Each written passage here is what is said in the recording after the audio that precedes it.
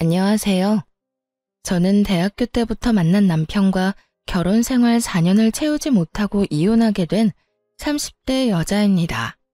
대학교 때 남편은 참 순진하고 맑은 사람이었는데 이혼할 무렵엔 제가 알던 그 착하던 사람은 온데간데 없고 검은 속내로 가득한 추악한 인간이 있을 뿐이더군요. 원래부터 그런 사람이었는데 제가 몰랐던 것인지 아니면 살다 보니 세상에 찌들어 변해버린 것인지 알 수는 없지만 그 추악한 면모를 아는 순간 저는 이혼을 결심하게 되었습니다.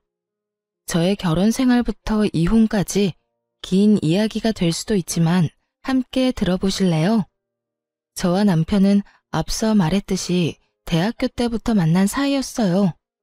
전 학교를 졸업하며 좋은 기업에 취업을 하게 되었지만 그런 저와는 달리 남편은 번번이 면접에서 떨어지기 일쑤였어요. 남편은 저와 같은 회사를 다니기 위해 열심히 노력했고 전 그런 남편을 응원하며 남편의 뒷바라지를 하기 시작했죠. 그렇게 물심양면으로 남편의 취업 뒷바라지를 한 지 2년 끝에 남편은 드디어 저희 회사에 입사를 하게 되었고 남편의 합격 발표가 나던 날 저에게 프로포즈를 해 결혼까지 하게 되었던 것이었어요. 오랜 연애 끝에 한 결혼 생활. 3년. 딱 3년 행복했어요. 3년 차에 되던 해에 저는 임신을 하게 되었고 얼마 지나지 않아 유산까지 하게 되었습니다. 첫 아기를 잃은 슬픔에 저는 몸도 몸이지만 마음마저 많이 망가져만 갔고 잠시 회사를 휴직하고 쉬어가는 시간을 갖게 되었어요. 다른 것도 아닌 유산으로 인해 쉬는 것인데 그걸 가지고 시댁에서 말이 나오기 시작하더군요.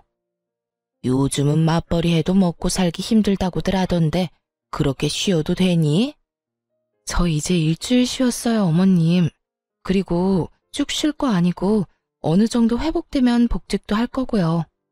저 하나 쉰다고 저희 집 망하면 그게 더 이상한 거 아닐까요? 그건 그렇다마는 될 수 있으면 빨리 복직해. 우리 아들이 힘들지 않니?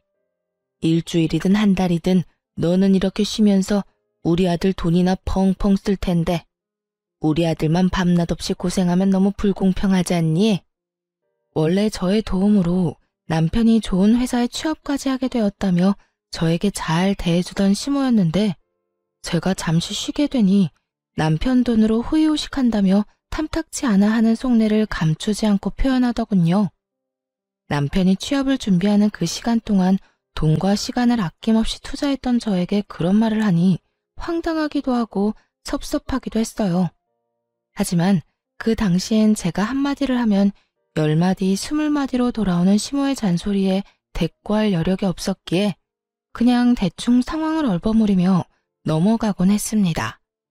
그런데 제가 가만히 참아주니 그래도 되는 사람이라고 느꼈는지 점점 말은 독해져만 갔고 결국 유산 이야기까지 입에 올리더라고요. 돈도 못 벌어오면서 유산까지 하고 우리 아들이 아주 상전을 모시고 사는구나. 너 유산 핑계로 내 아들 밥도 안 차려주고 그런 건 아니지? 시모는 넘지 말아야 할 선을 거침없이 넘고 있었고 결국 전 참지 않고 시모의 막말에 맞서기로 했습니다. 어머님, 입은 비뚤어졌어도 말은 똑바로 하셔야죠. 돈을 못 벌어온 것이 먼저가 아니라 유산을 한 게 먼저예요. 그리고 유산한 것도 제가 무슨 큰 잘못을 해서 유산한 게 아니라 어쩌다 보니 불행이 닥친 일이었다고요. 누가 유산한 게 네 잘못이라고 했니? 왜 발끈하고 그러니? 너 그러다가 시어머니랑 맘먹겠다. 어머님이 말만 안 했다 뿐이지 모든 게 다 제 잘못인 양 말했잖아요. 그리고 어머님, 제가 이런 말까지 안 하려고 했는데 제가 지금 놀면서 쓰는 돈 다 합쳐도 아범 취업 준비하던 기간에 저한테 준 돈 절반도 안 돼요. 절반이 뭔가요? 그 절반도 아마 안 될 거예요. 그런 제가 지금 다른 것도 아니라 유산 때문에 몸도 마음도 힘들어서 집에서 좀 쉬는데 그게 그렇게 탐탁치 않으세요? 탐탁지 않기는. 난 그저 너희가 걱정되어서 그랬지. 너도 참 너다. 아직까지 네가 내 아들한테 해준 돈 계산이나 하고 있었니? 너 그렇게 안 봤는데 아주 계산적인 애였구나. 제가 계산적인 게 아니라 어머님이 저를 이렇게 만들고 계신 거예요. 그러니까 더 나쁜 꼴 보기 싫으시면 이런 상처되는 말은 하지 마세요. 아니, 이런 말로 저한테 상처 주실 거면 앞으로 연락 자체를 하지 말아주세요. 제가 하루라도 빨리 몸도 마음도 건강해져야 돈 벌러 회사에 나가지 않겠어요? 그러면 저는 할 말 다 했으니 이만 끊을게요. 시모의 노발대발하는 소리가 수화기 너머로 들려왔지만 저는 그냥 전화를 끊어버렸어요. 더는 그 말도 안 되는 독설을 들을 필요도 듣고 싶지도 않았기 때문이었죠. 그날 저녁 퇴근 후 돌아온 남편에게 저는 그간 쌓였던 울분을 토해내게 되었어요. 여보, 정말 어머님 너무한 거 아니야? 나한테 돈도 못 벌어오는 게 유산까지 했다고 구박하시더라. 그것뿐인 줄 알아? 당신이 힘들게 벌어오는 돈 놀고 먹으면서 써댄다고 아주 불만도 많으셔. 그랬어? 우리 엄마가 정말 그랬단 말이야?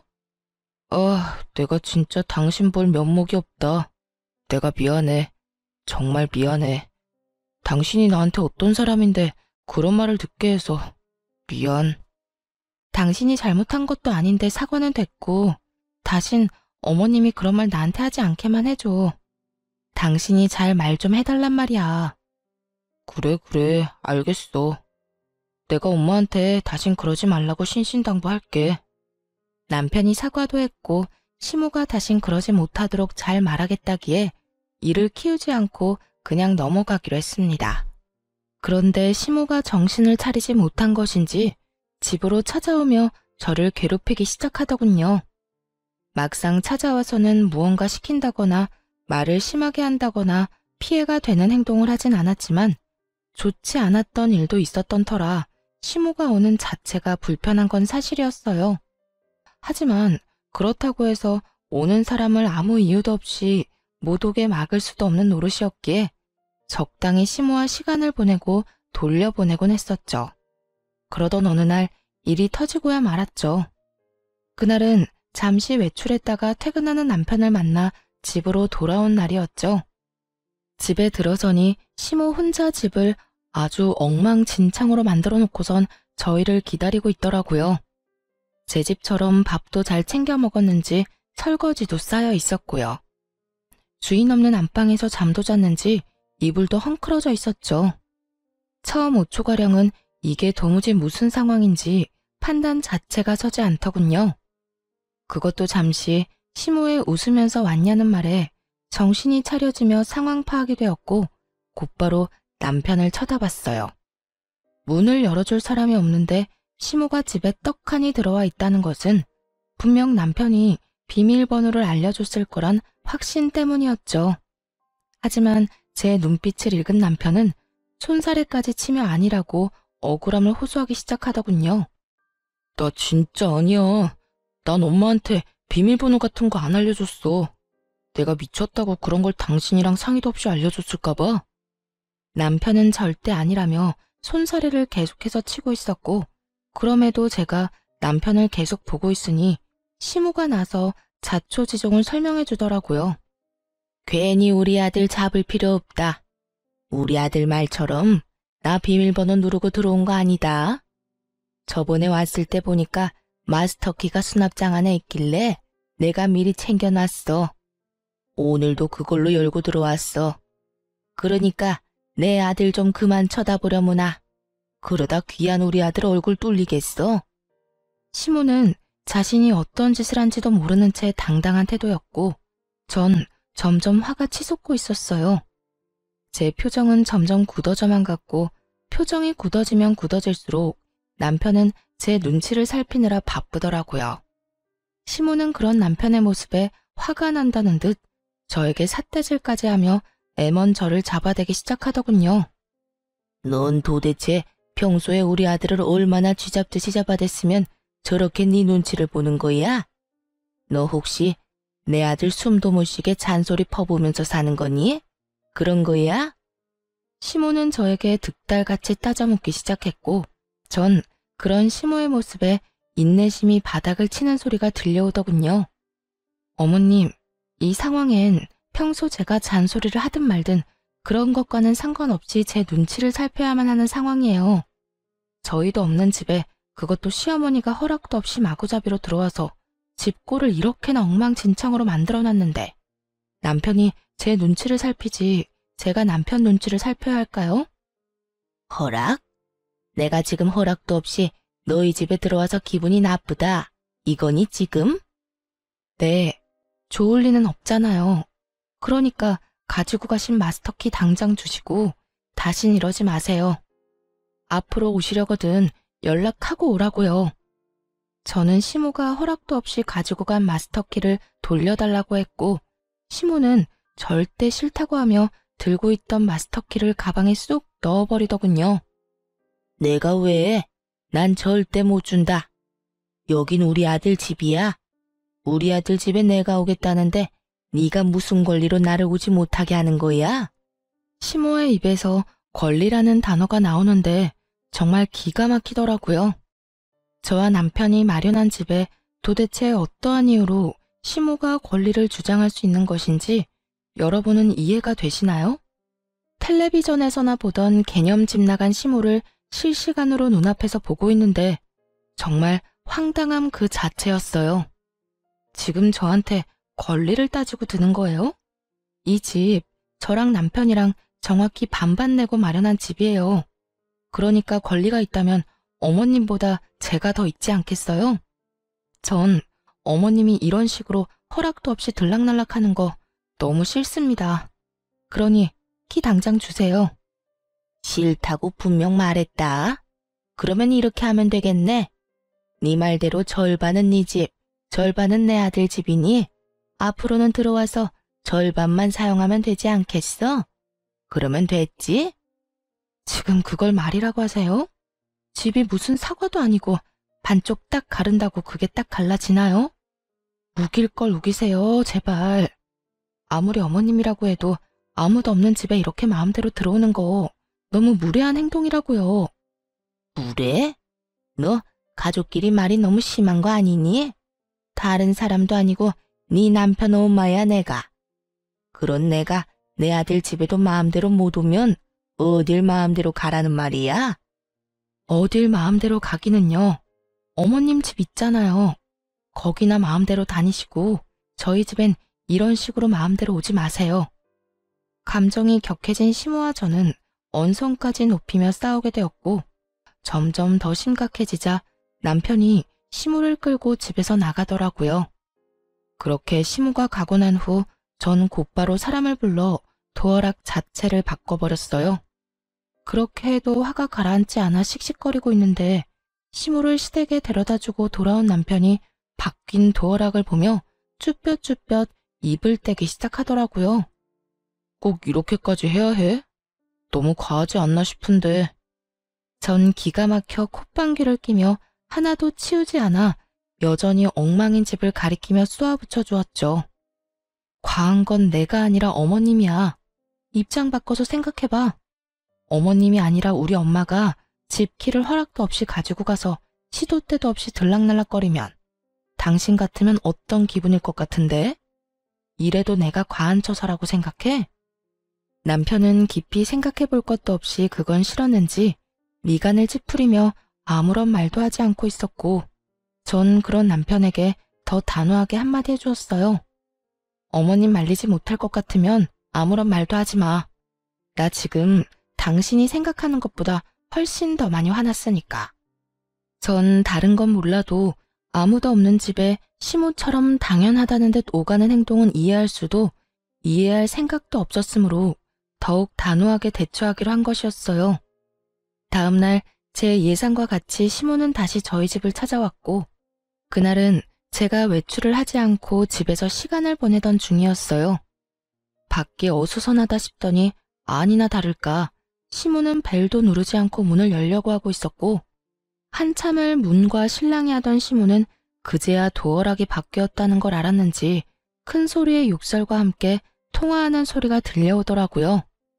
여기요. 문 좀 열려고 하는데 언제쯤 올 수 있어요? 오면 바로 열 수는 있나요? 문을 뜯어내든 부수든 아무런 상관없으니까 빨리 와서 이 문 좀 열어주세요. 시모는 열쇠집에 전화를 해 문을 뜯어달라고 요구하고 있었고 기가 막혔던 전 바로 현관문을 열어버렸어요. 저와 시모는 눈이 마주쳤고 시모는 전화를 그냥 끊더니 태연하게 이렇게 말하더라고요. 아무래도 네가 안 열어줄 것 같아서 아예 문을 뜯어내고 들어가려고 했더니 왜 열었니? 문 뜯길 때까지 기다리지. 하여튼 요즘 것들 버릇없다고 하더니 시험이 못 오게 도어락을 바꿔? 어디서 배운 건방진 짓거리야? 내가 말했지. 내 아들 집에 내가 마음대로 오는 건 당연한 거라고. 도대체 몇 번을 말해야 알아들으시겠어요? 이 집엔 어머님이 마음대로 오갈 수 있는 그 어떠한 권리도 없다니까요. 이 집의 주인은 남편과 저예요. 아무리 어머님이 제 남편의 친엄마라고 한들 저희의 보금자리까지 마음대로 할 권리는 없다고요. 내가 된다고 하면 되는 거고 내가 하겠다고 하면 너는 그저 입 다물고 내 뜻에 따르면 되는 거야. 어디 며느리가 시어미한테 눈 똑바로 뜨고 큰 소리야. 하여튼 도어락 원래대로 해놓지 않으면 다음번에 이 문짝을 다 뜯어내버릴 테니 그런 줄이나 알아. 시모는 적반하장으로 저에게 화를 내고 있었고 전 그런 시모를 인간적으로 대해주면 안 되겠다는 생각이 들었어요. 그랬어요? 그러면 문 닫고 들어갈 테니 어디 뜯으려면 뜯어보세요. 단 우리 집 문에 손이라도 대는 소리가 들렸다간 당장 경찰서에 신고할 겁니다. 보이시죠? 저 농담 아니에요. 저는 이렇게 말하며 휴대전화에 눌린 112 화면을 보여주었고 시모는 씩씩거리며 온갖 욕을 하기 시작했어요. 너 진짜 이런 식으로 나올 거야? 후회 안 할 자신이 있니? 제가 후회를 왜 해요? 이때껏 어머님이 하는 대로 그냥 두고 본 게 후회가 된다면 될지언정 오늘 이런 행동에 대한 후회는 전혀 없는걸요? 그래? 그래, 어디 두고 보자. 내가 내 아들한테 다 말해버릴 거야. 그때 가서도 네가 이렇게 당당한지 두고 보자고. 시모는 끝까지 무섭지도 않은 으름장을 놓으며 집으로 돌아가더군요. 그날 저녁 퇴근을 한 남편에게 하소연을 하게 되었고 남편의 반응이 제 생각과는 달라도 너무 달라졌더라고요. 여보, 오늘 어머님 또 오셨었는데 어떻게 하신 줄 알아? 글쎄 열쇠집에 전화해서 문을 뜯어달라고 하시더라니까. 이러다 진짜 문 뜯고 들어오실 기세야. 그러게 내가 도어락까지 바꾸는 건 너무 과하다고 했잖아.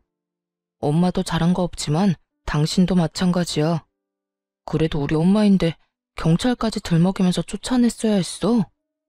내가 오죽했으면 그렇게까지 했겠어? 어머님은 가만히 있는데 내가 그렇게까지 했겠냐고. 문을 뜯으려고 했다니까. 우리 엄마도 많이 섭섭했나 보지. 그 순간에 화가 나기도 했을 테고. 이번엔 당신이 잘못했어. 화 좀 가라앉고 나면 엄마한테 사과해. 평소의 남편이었다면 이런 상황에서 시모에게 모질게 한 섭섭함 내비치긴 했을 거예요. 조금이라도 제 편을 들어주었을 텐데 이날은 오로지 시모의 편을 들며 오히려 저를 나무라기 시작하더라고요. 심지어 사과까지 요구했고요. 사과까지 하라고? 내가 뭘 잘못했는데. 애초에 어제 그렇게까지 싫다고 했는데 또 연락도 없이 찾아와서 마음대로 문을 열려고 한 사람은 어머님이야. 거기에다 마음대로 되지 않으니까 사람까지 불러서 문까지 뜯어내려고 했고. 여기서 내가 잘못한 게 뭔데? 112 좀 누른 거? 그렇게 안 했으면 어머님이 고분고분하게 집에 갔을 것 같아? 아무리 그래도 그건 아니지. 당신 이럴 때 보면 많이 매정한 거 알아? 엄마도 당신이랑 그렇게 다투고 나서 좋은 마음으로 화해하려고 찾아온 거일 수도 있잖아. 사과하러 온 사람이 돌려달라는 마스터키로 문을 열고 들어오려고 해? 그게 말이나 된다고 생각해? 앞뒤가 맞는 상황이라고 생각하냐고. 그저 어머님은 어제 내가 그렇게 했으니 오늘 나한테 복수하려고 찾아오신 거야. 당신은 당신 엄마를 그렇게 몰라? 설사 엄마가 그런 목적으로 왔다고 한들 당신이 좀 져줬어도 되잖아. 꼭 그렇게까지 해야지 직성이 풀려? 어쨌든 이번엔 나도 당신이 이해가 안 된다. 정말 실망이야. 남편은 더는 제 말을 들어보려는 의지조차 없어 보였어요. 그렇게 저희 사이는 멀어지기 시작했어요. 점점 더 멀어지는 남편을 보며 아무리 생각해봐도 남편의 갑자기 변해버린 행동이 이해가 되지 않았어요.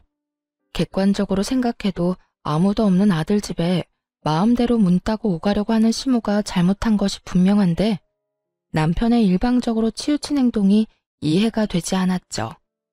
남편과 결혼 이후 처음으로 크게 싸운 것이 되었고 전 남편이 이해되지 않는 것을 넘어 의심스러워지기 시작했어요. 거기에다 시모가 잠잠한 것도 이상했죠. 시모의 성격상 그런 일이 있었다고 한들 저희 집으로 찾아와도 몇 번을 찾아와 난리를 부렸어야 하는 사람인데 찾아오기는커녕 연락조차 오지 않더라고요. 남편은 저와 사이가 좋지 않다는 걸 핑계로 집으로 돌아오는 시간이 늦어지고 있었고 남편을 오래 봐왔던 시간만큼 누구보다 남편을 잘 알던 저는 우리 관계를 위해서도 뒷조사가 필요하다고 생각했어요. 무엇보다 이상한 건 저를 대하는 남편의 태도였죠. 여보, 요즘 너무 늦는 거 아니야? 야근을 강요하는 회사도 아닌데 이렇게 늦게까지 뭐 하다 오는 거야? 알아서 뭐하게? 어? 나는 걱정되어서 그렇지. 요즘 우리 사이 안 좋은 것 때문에 일부러 이렇게 늦게 들어오나 싶어서. 잘 알고 있으면서 묻기는 왜 물어? 당신 말대로 당신이랑 나랑 요즘 사이도 안 좋은데 집에 일찍 들어와봤자 기분밖에 더 상해? 그래서 밖에서 친구들도 만나고 만날 사람 없으면 혼자 걷다가 오는 거니까 신경 쓰지 마. 그러지 말고 우리 화해하자. 우리 문제로 싸운 것도 아니고 어머님 문제로 일어난 싸움 이렇게까지 길게 끌고 가봤자 우리한테 남는 게 뭐야? 당신도 편한 집 두고 밖으로 나돌게 되고 나는 집에서 그런 당신 걱정하게 되고 서로한테 이로울 게 없잖아. 당신한텐 이 문제가 그렇게 간단할지 몰라도 나는 이번 일을 계기로 당신한테 정다 떨어졌어. 한동안은 당신이랑 멀리하고 싶다고. 그러니까 그런 줄 알고 나한테 신경 쓰지 마. 이렇듯 남편은 저와의 관계 개선에 대해 전혀 의지가 없어 보이더라고요. 결국 전 흥신소의 남편을 의뢰하게 되었고 흥신소의 연락을 기다리고 있었죠. 그렇게 애가 다 타도록 연락을 기다리는 와중 평소 가까이 지내던 부장님에게 연락이 왔더라고요. 이제 복직을 슬슬하면 어떻겠냐고요. 부장님과 대화를 나누어 본 저는 복직을 결정하게 되었고 복직을 준비하는 와중 흥신소에서 연락이 왔더라고요. 안녕하세요, 사모님. 이게 바깥분께서 외도를 저지르고 있던 게 맞더라고요. 상대는 같은 회사 다니고 있는 여자로 1년 가까이 만나온 것으로 추정되고 점심시간에도 함께 시간을 보내며 일 이야기도 나누는 걸 보니 남편분께서 상간녀에게 많은 도움을 주고 있는 것으로 보였습니다. 자세한 건 파일로 보내드릴 테니 한번 확인해 보시고요. 더 궁금한 점 있으면 연락해 주세요. 전화를 끊고 난 후 떨리는 손으로 파일을 열어보니 정말 가관이더라고요. 남편과 함께 회사에 다닌다던 상간녀의 정체는 다름 아닌 제가 회사에 다니던 때 제일 아끼던 후배로 제가 여러모로 도움을 많이 줬던 후배였어요. 1년이라고 하면 시모와 제가 그런 일이 일어나기도 전이었는데 그때부터 남편은 외도를 저지르고 있었다니 정말 기가 다 막혔어요. 두 사람은 일을 하며 가까워졌는데 남편이 주로 상간녀의 일을 도와주고 있었다고 하더라고요. 알아보니 제가 휴직을 하고 난 후 회사에서 남편과 상간녀의 일 처리 능력이 향상되었다고 다들 칭찬이 자자했다고 하더군요. 참 헛웃음이 다 나더라고요. 그건 역시 남편이 저에게 도움을 구하면 제가 조언을 하며 도움을 줬고 제 조언대로 남편은 처리했을 뿐인 상황이었어요. 정리하자면 남편은 저에게 도움을 얻고 상간녀는 남편에게 도움을 얻으며 회사에서 자리 잡고 있었던 것이었죠. 제 뒷바라지를 받으며 제 덕에 취업을 한 남편놈이 이젠 내 덕에 외도까지 저지르고 있었다는 사실을 알고 나니 두 연놈을 가만두면 안 되겠더라고요. 그렇게 복수를 계획하며 이혼을 준비하는 사이 복직 날짜가 다가왔고 전 서류들을 준비해 남편도 모르게 회사로 출근을 했어요.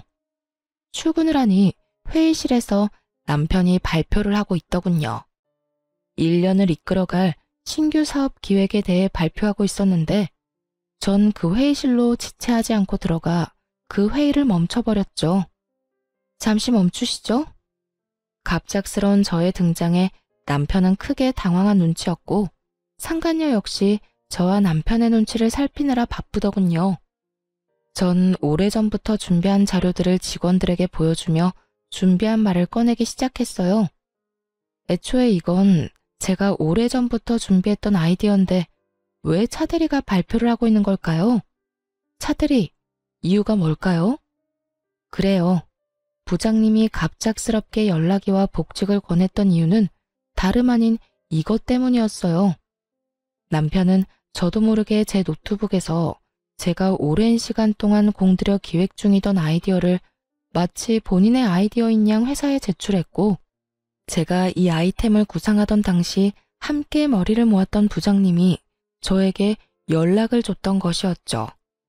자료를 보니 상간녀도 팀원으로 이름이 올라와 있던 것으로 보아하니 상간녀 역시 모든 사실을 알고도 묵인하고 있었던 것이었어요. 저는 모든 사실을 알리며 남편에게 어떻게 된 일인지 물었고 당황한 남편은 그게 무슨 소리냐며 자신의 아이디어라고 딱 잡아떼기 시작하더군요. 그게 무슨 말씀이세요? 이건 제가 오랫동안 생각하고 기획한 제 아이디어라고요. 혹시 제 노트북 보셨나요? 제 노트북에도 이런 자료를 저장한 것이 있는데 그걸 그대로 뽑아와서 이러는 거 아니냐고 묻는 겁니다. 차대리야말로 제 노트북에서 이 기획을 훔쳐간 거겠죠. 양심도 없이 이게 무슨 짓입니까? 제가 그랬다는 증거라도 있어요? 내가 이 기획안을 훔쳤다는 증거라도 있냐고요. 뻔뻔하기 그지없는 남편은 끝까지 발뺌을 하며 증거 타령을 하고 있었고 전 그런 남편에게 콧방귀를 끼며 이렇게 말해주었습니다. 증거는 없고 증인은 있는데요. 생각을 좀 해보세요. 하필 차대리가 이 발표를 하는 날 하필 제가 이렇게 복직을 해서 회사에 나왔는데 그게 다 우연이라고 생각해요? 증인이라니 설마... 네, 맞아요. 부장님께 연락받았어요.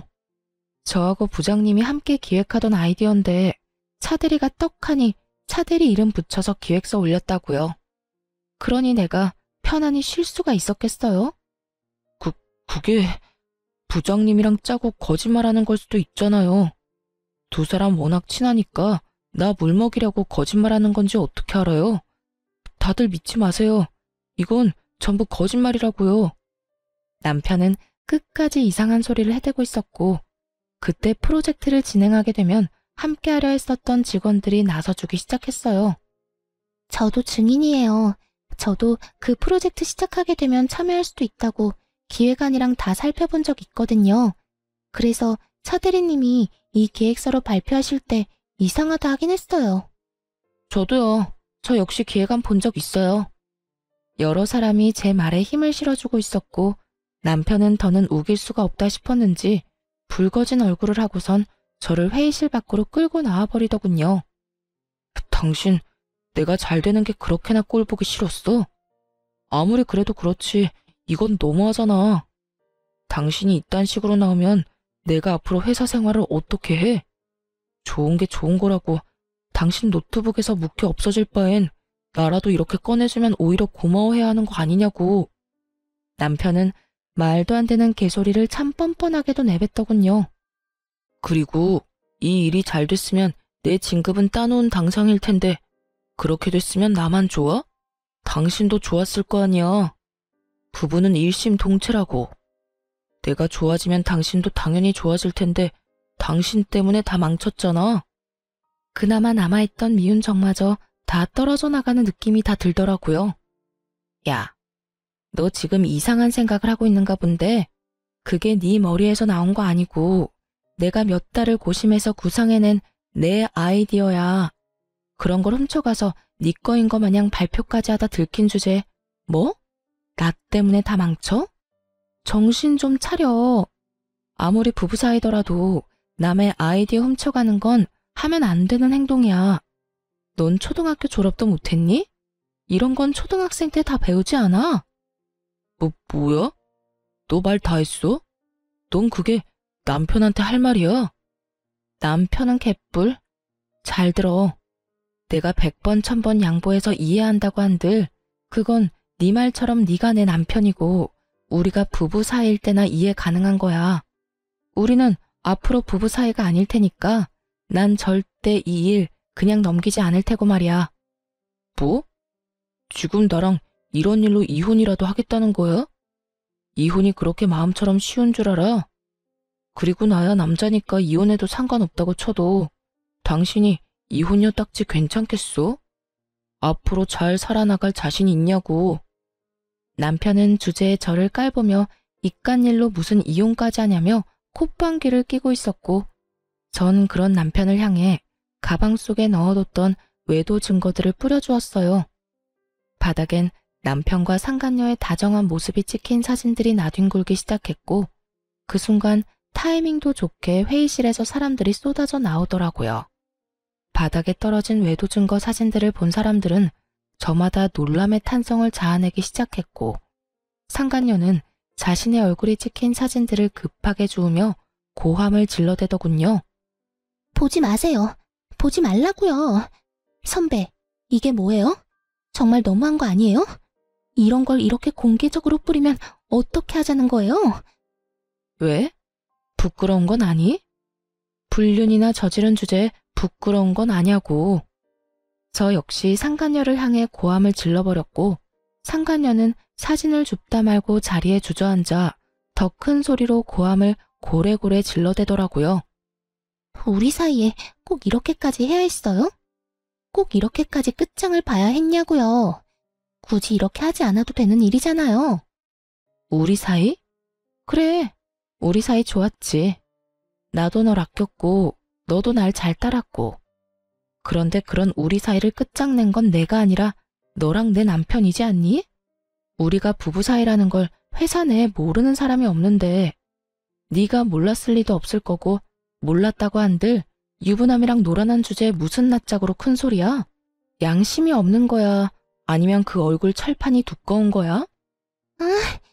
아무리 내가 잘못했다고 해도 일은 할 수 있게 해줘야죠.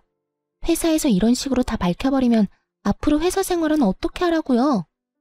아직도 정신 못 차리고 그딴 소리나 하는 거 보니 양심도 없고 얼굴도 두꺼운데 멍청하기까지 한가 보네. 딱 보면 모르겠어. 난 죽었으면 죽었지. 너 같은 인간 말종이랑 한 회사에 다닐 생각 없어서 이렇게까지 하는 거야. 그러니까 어차피 쫓겨날 회사 얼른 가서 짐이나 싸고 짐 싸서 가는 김에 네가 사랑하는 내 남편도 잘 챙겨서 가. 앞으로는 당당하게 같이 살아. 내가 당장 이혼해 줄 테니 더럽게 뒤로 그딴 짓이나 하지 말고 당당하게 이 머저리 같은 남자 잘 데리고 살아보라고. 상간녀는 제 말에 씩씩거리며 저를 노려보고 있었고 남편놈은 이러지도 저러지도 못한 채 가만히 있더라고요. 그 모습을 보는데 저렇게 한심한 놈이랑 이때껏 살았다는 생각에 저 자신이 참 한심스럽게 느껴지더군요. 한참을 눈치를 살피던 남편은 저에게 무슨 할 말이라도 있는 것인지 제 손을 잡으려고 했고 전 그런 남편의 손을 뿌리쳤어요. 어딜 잡으려고 그래? 네 짐도 다 싸서 네가 사랑하는 저 여자 집으로 보냈고 비밀번호도 바꿔버렸으니까 오늘부터 집에 오지 마. 소장 보낼 테니 법원이나 시간 맞춰 잘 나오고. 할 말을 다한 저는 그대로 자리를 벗어났고 그날 오후 회사에선 두 사람에게 바로 권고사직 처분을 내려버렸습니다. 처분이 나오자마자 남편과 상간녀는 이딴 회사에 본인들 역시 미련이 없다는 막말을 하며 짐을 싸들고 나가버리더군요. 이딴 회사 나도 미련 없다 이거야. 자기야, 가자. 당장 우리 집으로 가서 맛있는 밥이나 차려 먹자고. 그래 자기야. 회사도 그만두게 되고 이 지긋지긋한 이혼도 하게 되고 아주 일석이조네. 이딴 회사 그만두면 내가 큰일이라도 날까봐. 이거 왜 이래? 다른 곳에 이력서만 넣으면 너도 나도 오라고 난리라고. 두 사람은 저에게 들으라는 듯이 자기라고 서로를 칭하며 나가버렸고 전 그저 시간이 빨리 가 이혼만 끝나길 바라고 또 바랐습니다. 그렇게 저는 좀 더 쾌적한 회사 생활을 하며 이혼을 진행하게 되었고 재산 분할부터 해서 두 사람에게 위자료까지 받고 성공적으로 이혼할 수 있었습니다. 이혼을 하고 난 후 얼마 지나지 않아 두 사람이 바로 재혼을 했다는 소식을 듣게 되었는데 그 행복도 오래가지 못한 것 같더라고요. 재혼 소식을 들은 지 3개월도 채 되지 않아 뻔뻔하게 상간녀에게 연락이 왔으니까요. 무슨 일이야? 나한테 더 남은 할 말이 없는 걸로 아는데. 선배, 나 미칠 것 같아요. 선배 때도 그랬어요? 글쎄 어머님이 계속 우리 집에 연락도 없이 찾아온다고요. 비밀번호 알려달라고 하는 거 안 알려줬더니 마스터키를 찾아내서 문을 막 열고 들어오는데 미칠 것 같다고요. 전 시모의 한결같은 그 개념 없는 행동이 그 순간엔 고맙기까지 하더군요. 상간녀의 말을 들어보니 전 시모는 여전히 아들 집을 제 집처럼 생각하고 있었고 이번엔 먼저 비밀번호를 알려달라는 요구를 했다고 하더군요. 하지만 그것이 거부당하자 저에게 했듯이 마스터키를 찾아내서 아들 집을 제 집처럼 오가고 있었던 것이었어요. 하지만 상간녀 역시 이런 일을 당하고 있을 사람은 아니었어요. 그래서 그 말 하려고 나한테 전화한 거야? 아니요. 선배 때는 어땠나 해서요.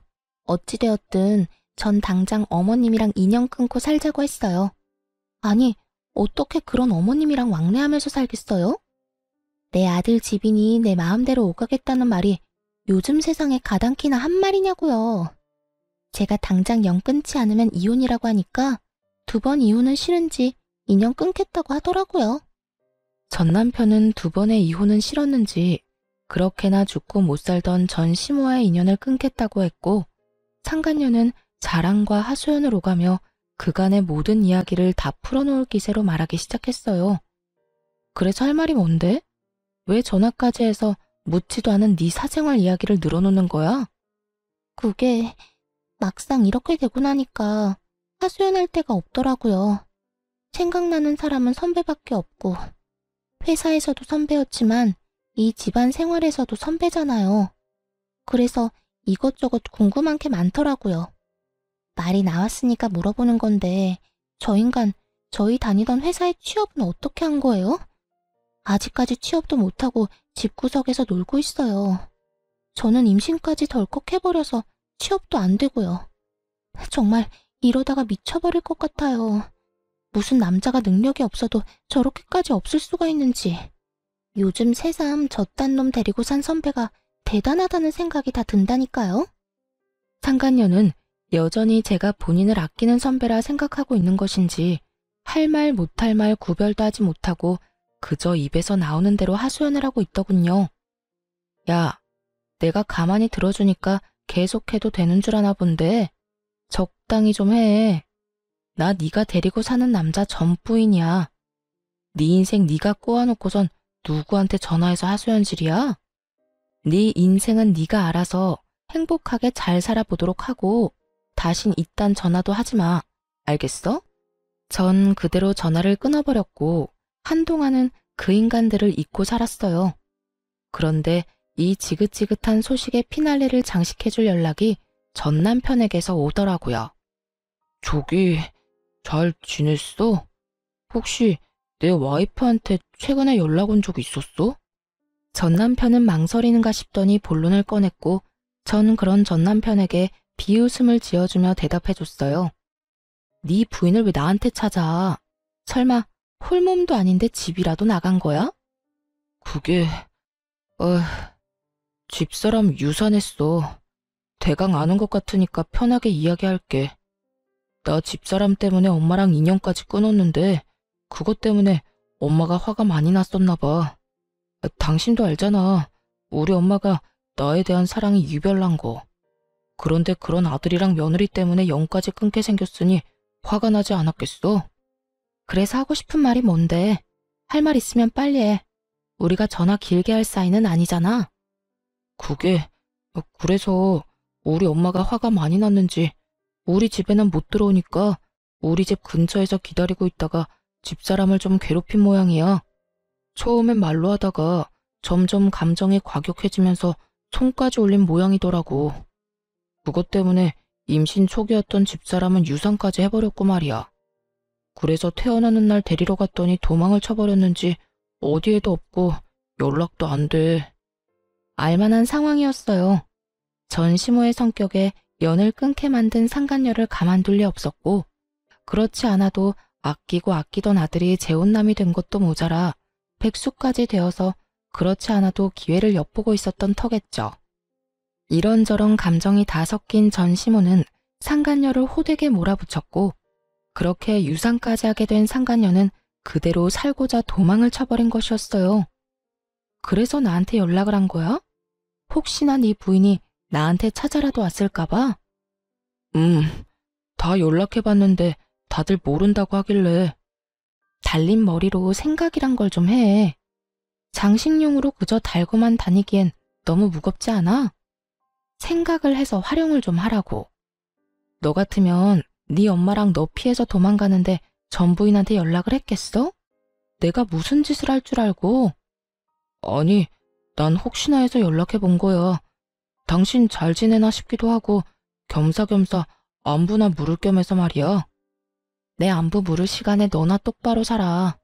그 난리를 피우고 재혼까지 해놓고 아직도 그러고 살아? 네가 마누라를 지킬 수나 있니? 네 애를 지킬 수나 있니? 제발 정신 좀 차리고 살아. 무슨 말을 그렇게까지 하냐? 나라고 뭐 속이 편한 줄 알아? 그런 일이 일어난 걸 나보고 어떻게 하란 말이야. 그리고 집사람이 그렇게 쉽게 유산될 줄 남들 알았겠어? 다 됐고. 네 가족은 네가 알아서 찾고 나한테 다시는 연락도 하지 마. 이렇게 저는 전화를 끊어버리려고 하는데 시모의 다급한 목소리가 들려오더군요. 잠깐만. 여보세요. 끊었니? 여보세요. 말하세요.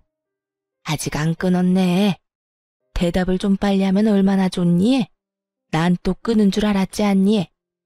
할 말 있으면 빨리 하라고요. 성질 급하기는. 너도 이야기 다 들었다시피 우리 아들이 다시 혼자가 되게 생겼어. 그래서 하는 말인데 네가 다시 돌아오면 안 되겠니? 네? 그러니까 저한테 지금 재결합이라도 하란 말인가요? 그래. 지금 집 나간 물건은 몸도 너무 약하고 무엇보다 되바라져서 다시 돌아온다고 해도 안 받아줄 예정이다. 내가 곰곰이 생각해봤는데 우리 아들한텐 네가 딱 맞아. 네가 취업 못하는 우리 아들 2년 만에 취업도 시키지 않았니? 그러니까 이번에도 우리 아들이랑 같이 살면서 다시 한번 사람 구실하고 살게 만들면 되지 않겠니? 정말 감탄이 다 나오더라고요. 어떻게 사람이 뻔뻔해도 이렇게까지 뻔뻔할 수가 있는지 놀랍기까지 했으니까요.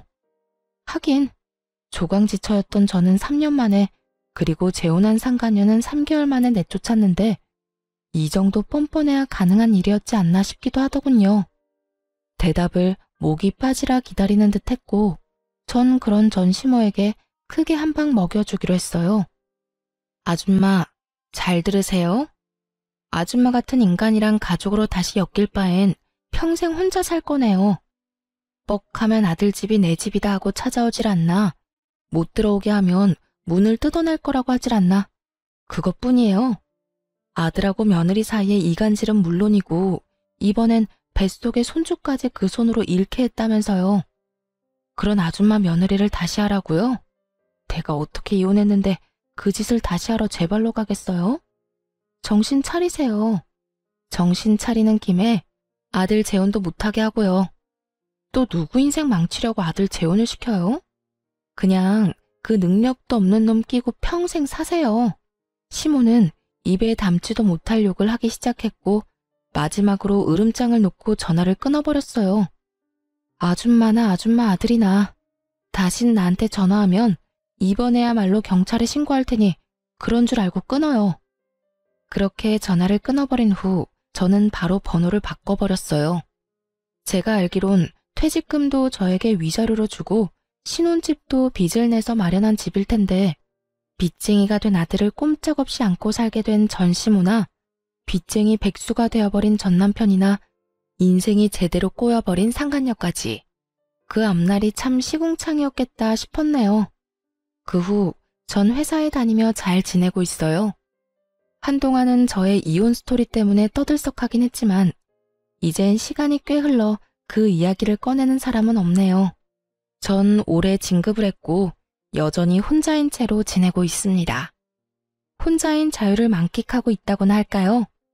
주말엔 집에서 온종일 잠을 자며 충전의 시간을 갖기도 하고 혼자 영화를 보러 다니고 여행도 다니며 아주 만족스러운 시간을 보내고 있어요.